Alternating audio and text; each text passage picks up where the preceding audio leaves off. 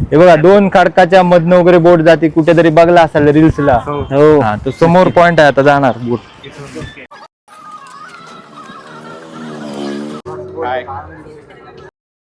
पण समुद्रात आल्यावर जो डॉल्फिन पॉइंट आहे तो चालू होतो. आता ते काय मासे पाळलेले नाही आहे, ते घ्या. आले समोर की दाखवणार. आले तरी ठीक आहे. समोरचा जो तुम्हाला लाईट हाऊस दिसतोय तो पोर्तुगीज काळातला लाईट हाऊस आहे.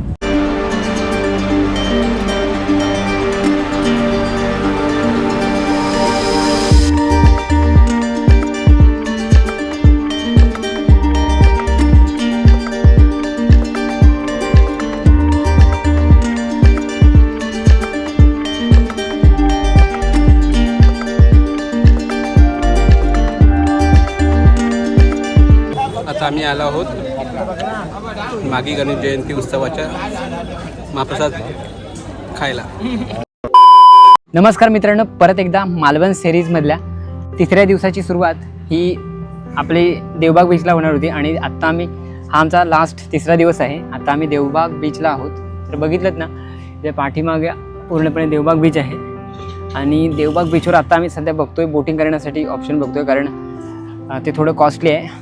4-4.5 रुपये. जे आपण निवती बीचला गेल्यानंतर पुढे जे बोटिंग पॉईंट आहेत, रॉक गार्डन वगैरे, त्याचबरोबर काही दर्शन दे रॉक गार्डन, दुसरं म्हातारीची चूळ, म्हातारीची चूळ, त्याच्याचबरोबर अजून काय लाईट हाऊस वगैरे. ते आता ऑलरेडी मी 3ऱ्या दिवसाचा तो हा होता, डिस्कशन होतं. 3ऱ्या दिवशी करायचंच ठरलं होतं. आता बघूया, पुढे जाऊया आणि मग त्याचे प्राईज वगैरे आहे ते पुढे डिस्कस करूया. त्याच्यामध्ये ॲक्च्युली जर ग्रुप भेटला कुठला तर आम्ही नक्कीच करू, कारण 4-4.5 रुपये तिघांसाठी म्हणजे थोडे जरा कॉस्टलीच आहे. तर ग्रुप बघतो आणि त्याच्यानंतर मग पुढे बोटिंगचे ऑप्शन्स पुढे किती काय बजेट ठरते त्याच्यानुसार मी अपडेट करेनच.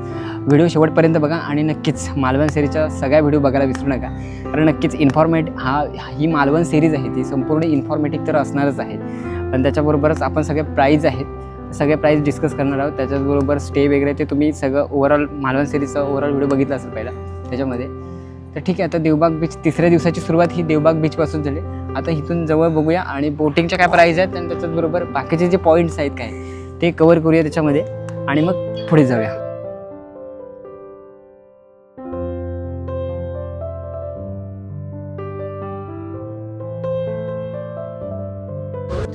सरळ हा मधून रोड गेलाय, जो बंदरावर गेलाय आणि तिथून बघूया बोट भेटतात काय. आणि मग तिथून बोट भेटला तर बार्गेन गिरिंग करून हा बघा महापुरुष बोटिंग पॉईंट. ओके, आता हा महापुरुष बोटिंग पॉईंटकडे आम्ही जातोय आणि मग तिथून बघूया आपल्याला बजेट कॉस्टली जसं ग्रुप भेटेल त्याच्यानुसार आपण पुढचे पॉईंट्स बघणार आहोत. आता त्यांना फोन लावलेला होता आम्ही. ॲक्च्युली त्याच्यामध्ये विनयचा भरपूर मदत झाली, कारण त्याच्या ओळखीवरच आम्ही सगळे इकडे कॉन्टॅक्ट फिरवले. जर तुम्हाला जर नंबर हवा असेल विनयचा तर तुम्ही डायरेक्ट DM करू शकता, मी तुम्हाला प्रोव्हाइड करेन. करायला गेलं तर सिंगल बोट जर प्रायव्हेट बोट करायची असेल तर 4,500 सांगतात. त्याच्यामध्ये सगळं पॉईंट कवर करतात 10 पॉईंट. आणि शेअरिंग करायचं असेल दोघांमध्ये तर 2 फॅमिलीमध्ये 3,500. मग बघूया आता भेटतं का आपल्याला. शेअरिंग बघणार होतो आपण पॉईंट. तुम्ही जर देवबागला गेलात तर तिथे तुम्हाला बोटिंग पॉईंट भेटतील, पण एवढे भेटणार नाही. इथून भरपूर ऑप्शन आहेत महापुरुष बोटिंग पॉईंटला, कारण मोस्टली इथूनच जातात सगळे पुढे.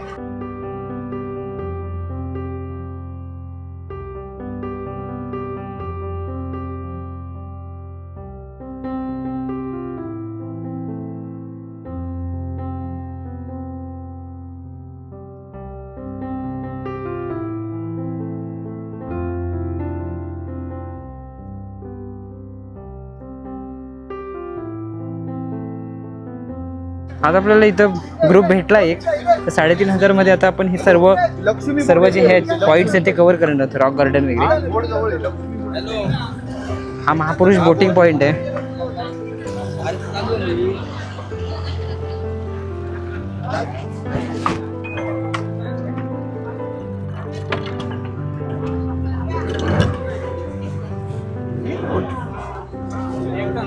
भाई लाईव्ह जॅकेट घाला.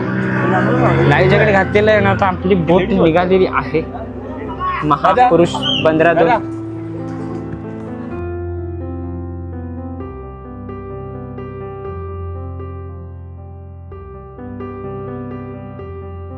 आता आपण बोटीत बसलेलं आहे आणि ते आपले जे काही 7-8 पॉइंट्स आहेत ते सगळे कव्हर करणार आहोत. बघूया पहिला कोणत्या पॉइंटला जातोय. रॉक गार्डन वगैरे, लाईट हाऊस, म्हातारीची चूळ, आतमध्ये बेट आहे, त्या बेटाच्या मधून सुद्धा जाते असं आपण सोशल मीडियावर बघितलेलं आहे. बघूया पुढे नेतात तर त्याच्यानंतर पुढे बघूया काय कव्हर करतात. जे जे पॉइंट्स आहेत ते नक्कीच आपण पुढे एक्सप्लोर करणार आहोतच. त्याचबरोबर जे पॉइंट्स ऑफ व्ह्यूज आहेत सगळे, ज्या ज्या अँगल ते सगळे आपण याच्यामध्ये कव्हर करणार आहोत. त्या बेटामधून समुद्राच्या नारळी पोफळीच्या झाडा एकदम सुंदर, एकदम नेचर फील वाटते. पूर्ण 1-1.5 तास पूर्ण बोटीचा प्रवास असणार आहे. तर बघूया आणि नंतर मग पूर्णपणे एक एक जो पॉइंट आहे तो पुढे एक्सप्लोर करूया. मित्रांनो, कोकणमधलं की फक्त नारळी पोफळींच्या झाडाच नाही तर आपल्याला असे हायडन स्पॉट सुद्धा पाहायला मिळतात जे आज आपण बघणार आहोत. ॲक्च्युली आपण काही दिवसांपूर्वी सोशल मीडियावर बघत असाल तर कोकणातले असे ट्रेंड आहेत ते सध्या व्हायरल होत आहेत. त्याच ट्रेंडचा शोध घेत आज आपण निघालो आहोत निवती बीचवरून. आत्ता जो समोर पाहताय तो आहे देवबाग बीच आणि आम्ही ॲक्च्युली ह्याच्या आधीसुद्धा देवबाग बीचला गेलो होतो. तिथे आम्ही जस्ट डिस्कशन, तिथे जे लोकल्स होते त्यांच्याशी डिस्कशन केलं तर त्यांनी असं सांगितलं की इथे तुम्हाला कोणत्याच बोटी म्हणजे भेटतील पण त्याच्या फ्रिक्वेन्सी थोड्या कमी भेटतील. तर पुढे त्याच्याच पुढे जरा महापुरुष बोटिंग पॉईंट आहे, तिथे जावा आणि मग तिथून मग आपल्याला बोटिंगचे ऑप्शन्स अवेलेबल असणार आहेत. तर मी नक्कीच सजेस्ट करीन की जर तुम्ही बोटिंगचा प्लॅन करत असाल तर तुम्हाला कंपल्सरी महापुरुष बोटिंग पॉईंट आहे जो बंदर आहे तिथे तुम्हाला यायचं आहे आणि तिथून मग तुम्ही पुढचा प्लॅन करू शकता. आता आपण समोर पाहतोय तो आहे देवबाग बीच आणि देवबाग बीचला ऑलरेडी आपण गेलो होतो आधी. पर्यंत हे पूर्ण पाण्याखाली जाणार बीट. हां, आता ही हाय टाईड चालू झालेली आहे. भरती आणि ओटी असे 2 प्रकार आहेत. दर 6 तासाने भरती होते, दर 6 तासाने ओटी होते. पण बोलतच आहे तिकडे ते सांगतायत, लक्ष द्या. आता भरती आणि ओटी असे 2 प्रकार आहेत. आपण जाऊन येईपर्यंत हे पूर्ण आयलंड पाण्याखाली जाणार आहे. म्हणजे भरती चालू आहे आता. दर 6 तासाने भरती होते, दर 6 तासाने ओटी होते असे. हॅलो इथं हे स्थलांतरित होतं आपले. हे जानेवारीच्या एंडिंग पर्यंत बर्ड्स असतात, नंतर नसतात. इथे एक पण नसतं. ते पूर्ण आयलंड भरलेलं असतं. ते आता पॅरामोटर असल्यामुळे तिकडे बसत नाहीत. आता हे पूर्ण भरलेलं असतं आयलंड. हे फक्त 20 मिनिटासाठीच ओपन असतं आयलंड. हां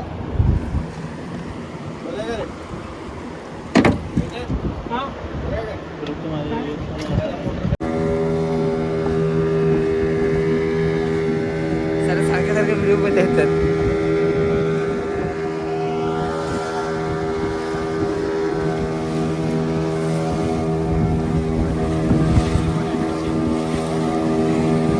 तो चालू होतो. म्हणजे या साईडला जे डॉल्फिन मासे ते कोणी पाळून वगैरे ठेवलेले नाही आहेत, जे या साईडने चालत असतात किनाऱ्याने. या समुद्रात तुम्हाला कुठे पण दिसू शकतात. दिसले तर दाखवणार. पण ते आत्ता दिसणार नाही. आता ते काय मासे पाळलेले नाही आहे, ते घ्या, आले समोर की दाखवणार. आले तरी ठीक आहे. असं टायमिंग एक फिक्स नाही आहे, ते कधी पण दिसू शकतात. महाप्रसाद आहे रे. दिसले तर दिसले, सकाळी आलात तरी दिसले तर दिसले. जास्त करून सकाळचा टायमिंग दिसण्याचा असतो. मोटरच्या मुळे काय ते प्रॉब्लेम होतो का त्यांना येत नाही वगैरे? नाही असं नाही, कारण ते कसं एका जागेवर स्थिर थांबत नाही, ते चालत असतात. म्हणजे या समुद्रात कुठे पण फिरत असतात. ते याच जागी असतात असं नाही. पण समुद्रात आल्यावर जो डॉल्फिन पॉइंट आहे तो चालू होतो.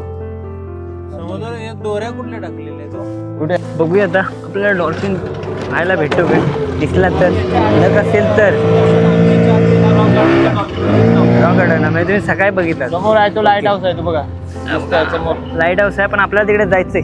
तिकडे जायचंय आपल्याला. जायचंय ना, लाईट हाऊसला जायचंय आपल्याला. पण ते तिकडे दिसतंय ना, बघूया. भरपूर लांब आहे पण तिकडे जायला अजून अर्धा तास लागेल. थोडा वेळ जाऊया पण आधी डॉल्फिन दिसतोय बघूया. दिसला तर आपल्याला नशीब असतं दिसतो.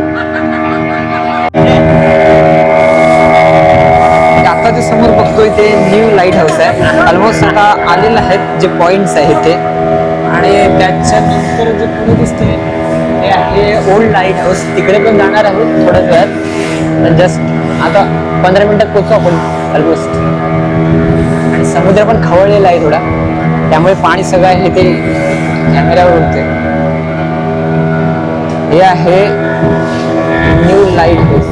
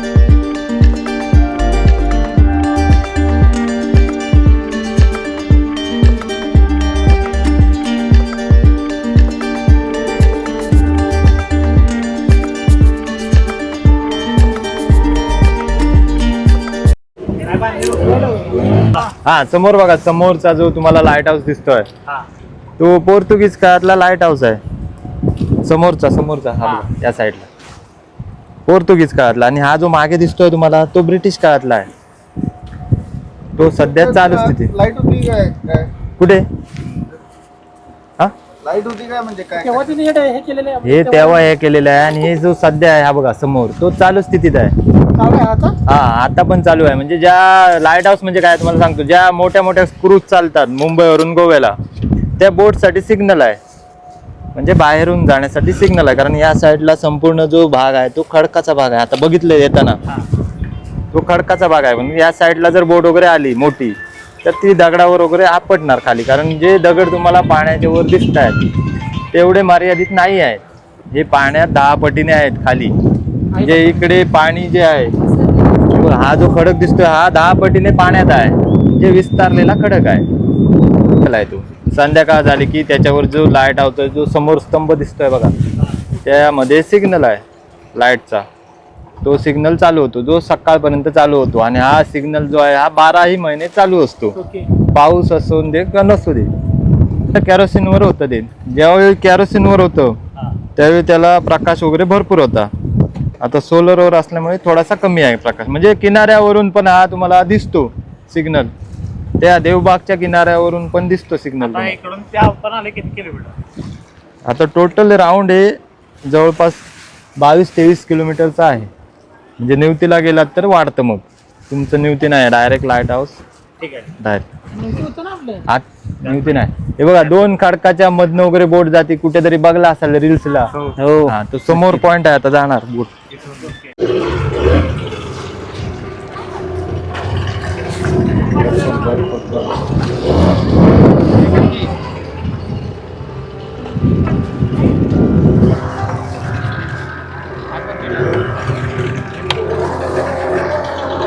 मित्रांनो आता बघितलं तर हाच तो पॉईंट आहे. तर ह्या साईडला बघितलं तर हे पोर्तुगीजकालीन लाईट हाऊस आपल्याला पाहायला भेटते. आणि ह्याच्या समोर आता हा तुम्ही 2 खडकांच्या मधून आता आपली बोट जाते. आणि जर बघितलं तर कोकणामध्ये असे पण काही स्पॉट आहेत ज्याच्यामध्ये आपल्याला थायलंडसारखे व्ह्यू पाहायला भेटतात. तर आता तसाच एक थायलंडसारखा थरारक थ्रिलर व्ह्यू आपण आता आपल्या व्ह्युअर्सला दाखवतोय. आता ही बोट 2 खडकांच्या मधून जाते.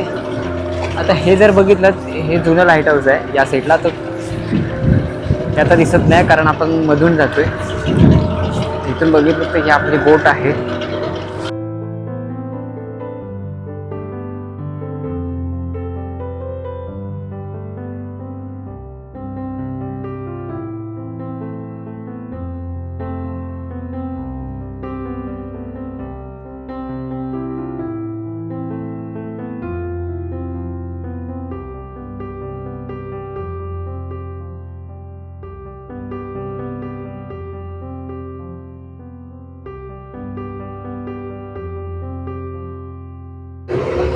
मित्रांनो ज्यावेळी ह्या दोन्ही खडकांच्या मधून ज्यावेळी जातो त्यावेळी पाण्याचा फोर्स पण तितकंच महत्त्वाचं आहे. कारण दोन्ही खडकांच्या मध्ये जर पाण्याचा समजा जो फ्लो आहे तो जास्त असेल तर ही बोट आतमध्ये नेत नाही. कारण त्यांना पण विचारलेलं आहे कारण पाण्याचा फ्लो थोडा कमी पाहिजे. आणि मोस्टली सकाळच्या वेळेस ही राईड मोस्टली प्रेफर करतात.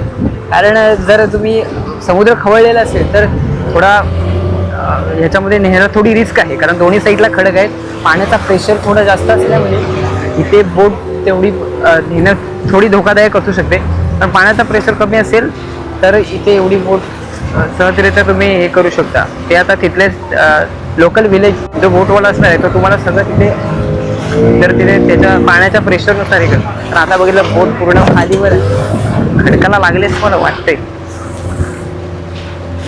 फायनली इथून बोट बाहेर निघाले. हे आहे ओल्ड लाईट हाऊस. खडकाला लागते मला वाटतं. खडक थोडा जवळ बघूया आता तिकडे गेल्याशिवाय समजणार नाही. कारण तो सगळा पाण्यावर खेळ आहे. ते कसं जोडलेलं नाही आहे पंप वगैरे, एक नॅचरली आहे. या साईडने ज्यावेळी हवा असते ग्रुप आहे त्याच्यामध्ये आम्ही 3 जण ओव्हरऑल. त्यावेळी या साईडने ज्या लाटा असतात फोर्सली त्या दगडावर आपटल्यात. त्या दगडाला होल आहे समोर.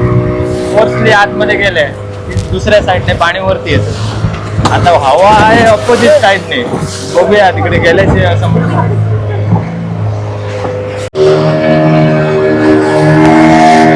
आता हे जे ओल्ड लाईट हाऊस आहे या ओल्ड लाईट हाऊसच्या मधून आता आपण आलो आणि त्याच्यानंतर मग इथे आपल्याला हे न्यू लाईट हाऊस पाहायला भेटतो. तर न्यू लाईट हाऊस मध्ये तिथे मला वाटतं म्हाताराची चूळ वगैरे असू शकते मोस्टली. तो पॉईंट जर असेल तर त्याच्यामध्ये तो कव्हर होईल. आणि मग समुद्राची भरती चाव आहे त्यामुळे मगाशी सुद्धा तिथे दोन्ही खडकांच्या मध्ये ज्यावेळी बोट गेली त्यावेळी पाण्याचा प्रेशर जास्त असल्यामुळे बोट खालीवर होते, एकदम धक्के मारत होते. आता तुम्हाला हा जर थ्रिलर अनुभव घ्यायचा असेल तर नक्कीच तुम्हाला मालवणमध्ये येऊन महापुरुष बोट बंदर आहे तिथे यावं लागेल. आणि त्याच्यानंतर किती बाकीचे डिटेल्स असतील ते मी डिस्क्रिप्शन बॉक्समध्ये देईनच.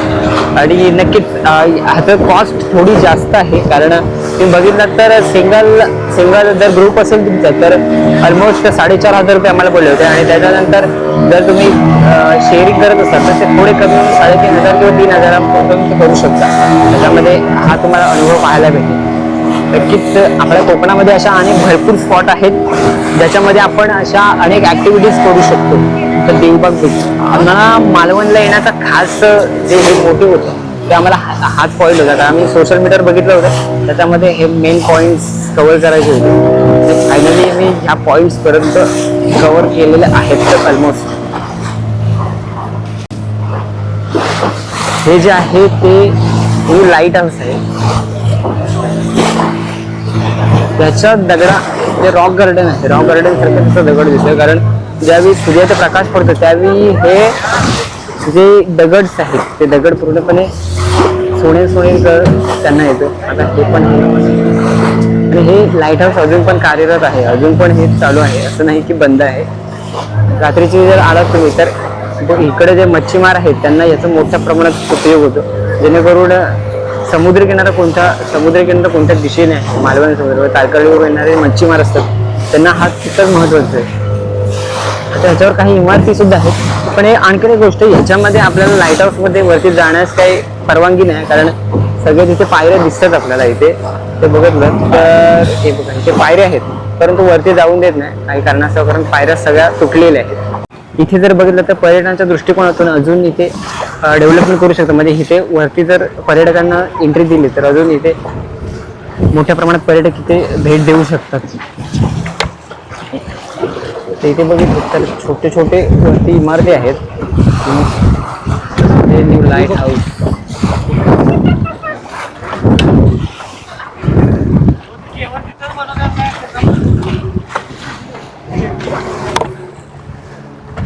तिकडनं पण ते दिसते ते ओल्ड लाईट हाऊस तिथून आपण आलो. आता इथे त्याच्यामध्ये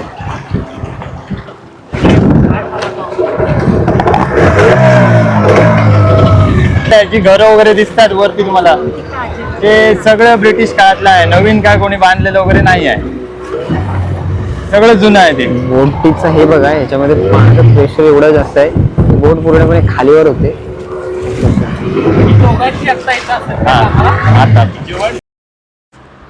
मित्र हो, निसर्गाने अनेक चमत्कार घडवले आहेत.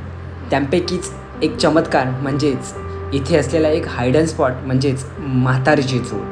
आता याला म्हातारीची चूळ असं का म्हटलं आहे, ॲक्च्युली इथे आपल्याला हे न्यू लाईट हाऊस दिसत आहे. या न्यू लाईट हाऊसच्याच खाली खडकामध्ये पाण्याचा प्रेशर एवढ्या जोरात आढळतो की जेणेकरून पाण्याच्या फटीतून तो एक पाण्याचा फवारा बाहेर येतो आणि त्याच फवाऱ्याला म्हातारीची चूळ असे म्हणतात.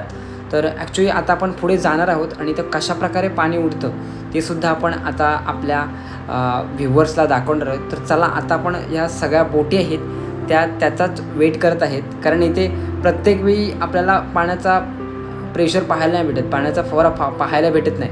कारण ज्यावेळी ह्या समुद्राच्या लाटा आहेत त्या खडकाला जोरात आढळतात त्यावेळी या खडकाला असलेल्या पूर्णपणे भेगांमध्ये ज्यावेळी पाणी शिरतं आणि तेच प्रेशरचं पाणी फवारासारखं उडतं आणि मग तो फवारा म्हणजेच म्हातारीची चूळ ज्याला म्हटलं जातं ते आज आपण आता पाहणार आहोत.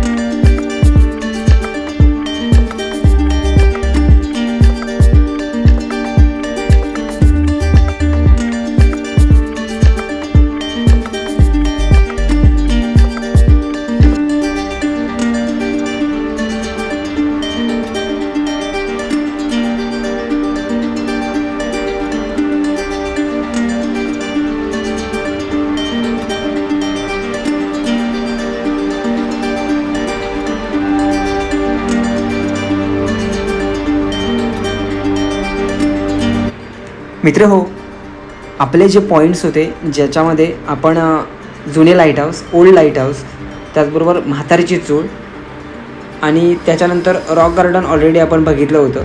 तर आत्ता आपण नेक्स्ट पॉईंट म्हणजे मिनी केरळ ज्याला म्हटलं जातं. आणि मिनी केरळ ॲक्च्युली का म्हटलं जातं ते आता आपण पुढे पाहणारच आहोत. कारण इथे आपल्याला नारळाची झाडं आहेत ते अशा एक सिक्वेन्समध्ये पाहायला भेटतात, जेणेकरून त्याचं ते दृश्य आहे ते आपल्याला केरळाप्रमाणेच पाहायला भेटतं. तर ॲक्च्युली कोकण आहे त्यामुळे नारळी पोकीची झाडं तर आपल्याला पाहायला भेटणारच. पण हा दृश्य पाहून फक्त एकच आठवण येते, ती म्हणजे मिनी केरळाची. कारण केरळला गेलात तुम्हाला अशा प्रकारची झाडे, बागा, अशा प्रकारच्या बागायती नारळाच्या पाहायला भेटतात. त्यामुळे ह्या पॉईंट्सला मिनी केरळ असं सुद्धा म्हटलं जातं. आणि सुंदर असा आपल्याला दृश्य आता पाहायला भेटतं आहे. अक्षरशः ज्यावेळी तुम्ही बोटीतून असा प्रवास करता त्यावेळी नक्कीच हा जो प्रवास आहे नक्कीच तुमच्यासाठी एक वेगळाच अनुभव देऊन जातो. आता बघितलं तर अक्षरशः ही नारळीची झाडं आणि त्याच्या बाजून जाणारी ही बोट, मित्रांनो नक्कीच या निसर्गाच्या सानिध्यातून ज्यावेळी तुम्ही ट्रॅव्हल करता त्यावेळी एक वेगळाच अनुभव आपण घेऊन जातो. तर मित्रांनो, मी तुषार आणि आपण आता आलो आहे, आपला शेवटचा पॉईंट आहे. ह्या पॉईंटचं नाव आहे सुनामी पॉईंट. आणि ह्या पॉईंटला असं नाव दिलं आहे कारण की इथे मला वाटतं आपला मला ते साल आठवत नाही, सुनामी आली होती मोठी आणि त्याच्यामुळे हा बेट निर्माण झाला होता. आणि तुम्ही बघाल तर इथे आहे ना पाणी फक्त कमरेपर्यंतच आहे. इथे हे कसं आहे, भरती ओटीमध्ये पाणी आहे ना, हे जेव्हा ओटी होते तेव्हा पूर्ण हा एक बेटच सुनामी आयलंड म्हणून एक दिसून येतो हा. पण आता भरती असल्यामुळे इथे पाणी आपल्याला कमरेपर्यंत ते गुडघ्यापर्यंत दिसण्यात येईल. आणि हे तुम्ही बघाल समोर तुम्हाला दिसत असेल तर हे सगळे ना वॉटर ॲक्टिव्हिटीजसाठी एक त्यांनी असे बनवलेले आहेत रूम्स हे वर. आणि त्यांच्या बोटी आहेत. आता इथे बनाना राईड किंवा पॅराग्लायडिंग, पॅरासिलिंग वगैरे अशा भरपूर ॲक्टिव्हिटीज होतात. तुम्ही बघू शकता इथे रेस्टॉरंट टाईप सगळं केलं यांनी. खुर्च्या वगैरे टाकून आपण इथे नाश्ता करू शकतो. आपण नाश्ता करू शकतो. इथे एक चांगला आनंद घेऊ शकतो. आनंद घेऊ शकतो. ओके, म्हणजे नाश्ता म्हणजे नाश्त्याची पण सोय आहे. नाश्त्याची पण सोय आहे तुम्हाला जर भूक लागली तर. ओके ओके, असा विषय आहे सगळा आपला. हा चला जाऊया, आपल्याला भूक लागली. आणि आता आम्ही चाललो आहोत मागे गणेश जयंतीच्या इथे. आता आम्ही चाललो आहोत महाप्रसाद घ्यायला. एक मालवणला येऊन मागे गणेश जयंतीचा उत्सव आम्ही आता त्याचा एक भाग बनणार आहोत. नाईस. आणि महाप्रसादाचा आस्वाद घेणार आहोत. चला, म्हणजे आपला रिटर्नचा प्रवास चालू झाला. म्हणजे रिटर्न जाऊया परत नक्कीच बंदरावर. नक्कीच.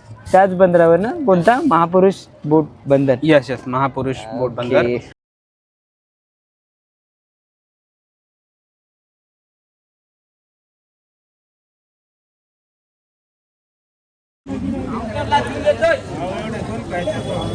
आता आम्ही आलो आहोत मागी गणेश जयंती उत्सवाच्या महाप्रसाद खायला.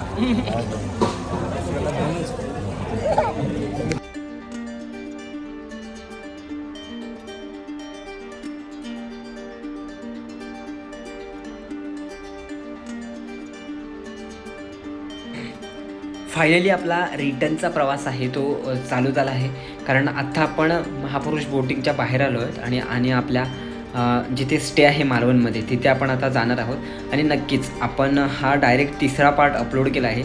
मी दुसरा पार्ट ह्याच्या आधी अपलोड करणार होतो, परंतु थर्ड पार्टला मी पहिली प्रायोरिटी दिली. कारण जेणेकरून जे पर्यटक आहेत हा व्हिडिओ बघून तुम्ही इथे या ठिकाणी येऊन या बोटीचा प्रवासाचा आनंद घेऊ शकता. तर दुसऱ्या पार्टमध्ये आपण कशाप्रकारे मालवणमध्ये स्टे करू शकतो, कोणकोणते स्टे ऑप्शन आहेत, त्याचबरोबर फूडसाठी कोणते हॉटेल्स तुम्ही प्रेफर करू शकता ते आपण कवर करणार आहोत. तर नक्कीच ही मालवण सिरीजमध्ये आपल्या 4-5 व्हिडिओ असणार आहेत, त्या पाहायला विसरू नका. नक्कीच ही मालवण सिरीज आहे ती पूर्णपणे इन्फॉर्मेटिव्ह तर असणारच आहे, त्याचबरोबर तितकीच तुमच्यासाठी जर मालवणला येणार असाल तर तितकीच हेल्पफुल असणार आहे मित्रांनो. तर नक्कीच मित्रांनो तुमचा प्रतिसाद आहे कमेंटद्वारे द्यायला विसरू नका. किंवा तुमच्या कोणत्या शंका असतील तर नक्की तुम्ही डायरेक्ट मॅसेज करून किंवा कमेंट्समध्ये सुद्धा विचारू शकता.